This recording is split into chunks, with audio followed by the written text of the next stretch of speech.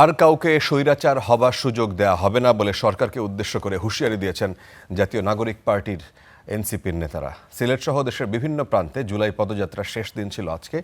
এই কর্মসূচিতে তারা এই হুঁশিয়ারি দিয়েছেন। এ সময় আওয়ামী লীগের পোস্টমর্টেমের পাশাপাশি আইন শৃঙ্খলা রক্ষায় বর্তমান সরকারের ব্যর্থতার কঠোর সমালোচনা করেছেন দলটির শীর্ষ নেতারা।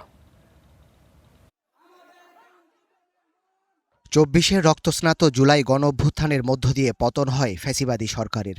শুরু হয় নতুন বাংলাদেশ গড়ার অভিযাত্রা। সেই উত্তাল সময়কে স্মরণ করে দেশ গড়ায় তরুণদের উদ্দীপ্ত করতেই মাসব্যাপী জুলাই পদযাত্রার আয়োজন করে জাতীয় নাগরিক পার্টি এনসিপি। তবে দফায় দফায় দলটির গাড়িবহরে হামলা ও বাধার কারণে দেশজুড়ে ওঠে সমালোচনার ঝড়। সবশেষ শুক্রবার সিলেট সহ দেশের বিভিন্ন স্থানে পথসভার মধ্য দিয়ে সমাপ্তির পথে এনসিপির মাসব্যাপী পদযাত্রা কর্মসূচি। সিলেটের কোম্পানিগঞ্জে এনসিপির উত্তরাঞ্চলের মুখ্য সংগঠক সার্জিস আলম বলেন, আওয়ামী লীগের রাজনীতির পোস্টমর্টেম হবে। কেউ আওয়ামী লীগের মতো স্বৈরাচার হতে চাইলেও তাদের স্বৈরাচার হতে দেয়া হবে না। কথা বলেন দলটির মুখ্য সমন্বয়ক নাসির উদ্দিন পাটোয়ারি।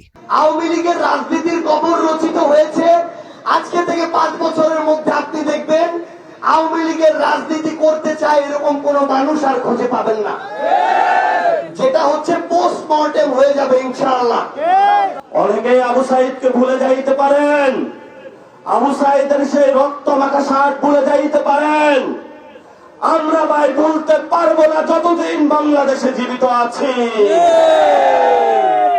এদিকে কোম্পানিগঞ্জে এনসিপির পদযাত্রা ও পথসভাকে কেন্দ্র করে বিএনপি নেতাকর্মীরা অবস্থান নিলে দেখা দেয় উত্তেজনা। পরিস্থিতি মোকাবেলায় মোতায়েন করা হয় অতিরিক্ত আইন শৃঙ্খলা বাহিনীর সদস্য। Desk report, star news.